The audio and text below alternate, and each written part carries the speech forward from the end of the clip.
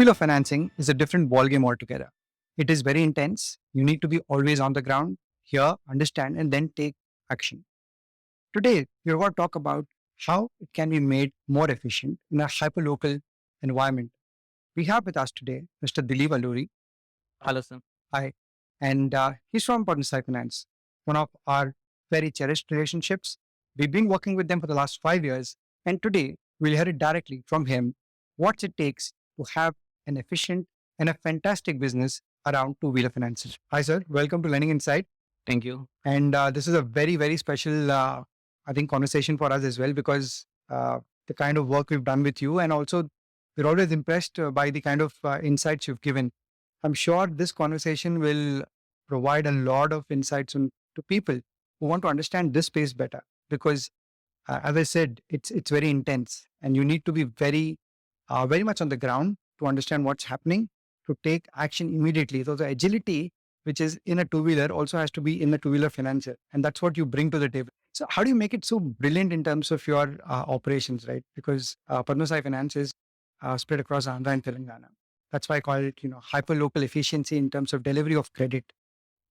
With about 500 touch points, you've been able to manage this neural network of so many touch points efficiently, and your branchless lending concept is also kind of very interesting. People have followed your model.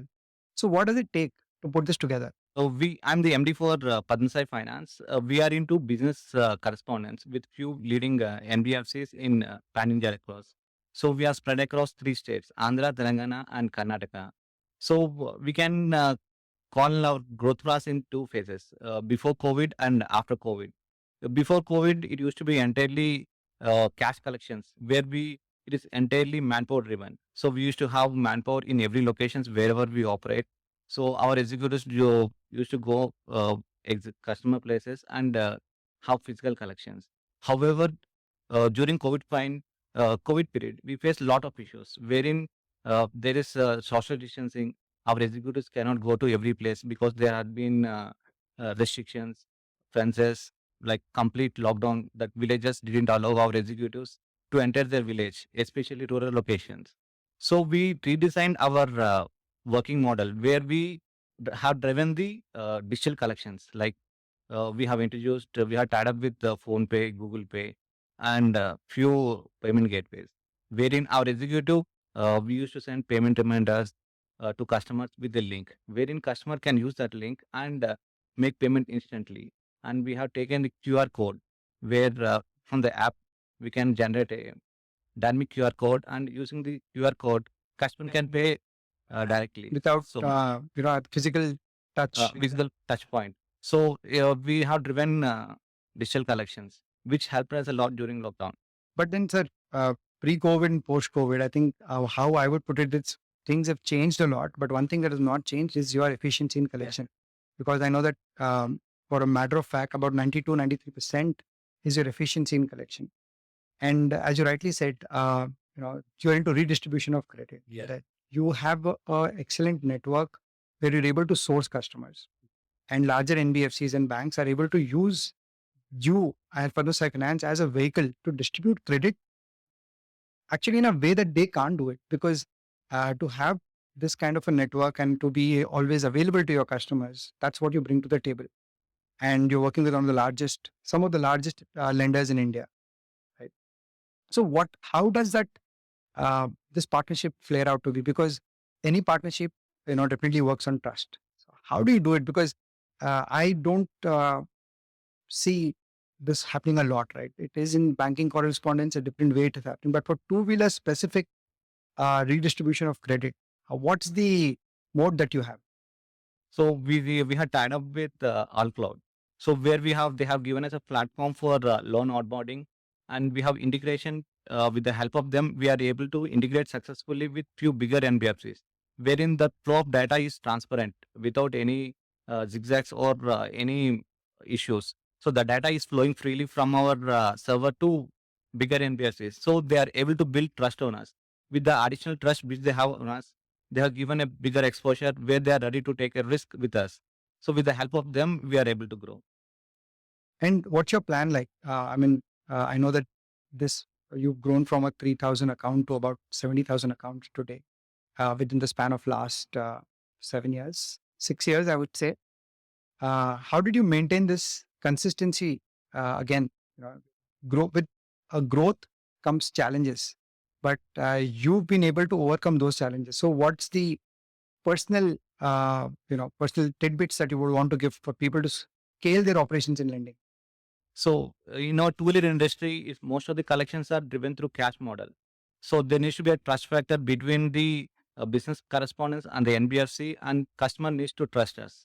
So to build that trust factor, we have gone digital, wherein we have given an app to customer where they can check their statement of accounts. Uh, we have introduced SMS concept wherein customer gets frequent reminders about their loan share notifications. So if the and we have built a helpline number wherein customer can call the helpline number anytime during the day and get their queries clarified. If they have any issues, we have a call center wherein it works like 100 for a police station. We work on those. And we have a dedicated team of like 7, 8 people who will be working exclusively on customer issues. With the help of that, we are able to build a customer trust factor. With the trust comes the collections increases. And also the customer success. I think this is glorified version. People talk about customer success, but what you're actually doing is customer success, working with them, trying to understand their problems and addressing them immediately. That's great, sir. Anything very specific, if you want to talk about? I think one concept of yours is walk in and drive out. Yeah. We'd love to hear about that. So we work on a branches model wherein we don't have any physical branches available. Only in the district headquarters we have a branch wherein we operate in more than 25, say 30 locations in that particular district. So we work with the help of dealers wherein our executive sits in the dealership location. So whenever customer wants to pay EMI, they'll come to the showroom and pay physically. Or if the customer wants to pay through digital, we have all digital modes enabled for them. So with the help of that, we are able to work with a branchless office. And then the customer can directly go to the dealership. Everything is laid out. All policies are put together. And then 45 minutes is the time that you take to deliver a vehicle? Yes, 45 minutes we are able to deliver a vehicle. And this all happens with one end is your infrastructure, and then there is a support of all the NBFCs that you're Technology, working with. yes. And then, yeah, definitely technology, as you said, is the interlaying layer between the interface of the customer and the interface with the lenders. Because previously we used to deliver a vehicle within 24 hours. That used to be a tag. With the help of technology, we are able to get in down to 45 minutes. So, sir, Padma Sai Finance is about the journey of Padma Sai Finance. I would start from 2017, and today we're talking 2022.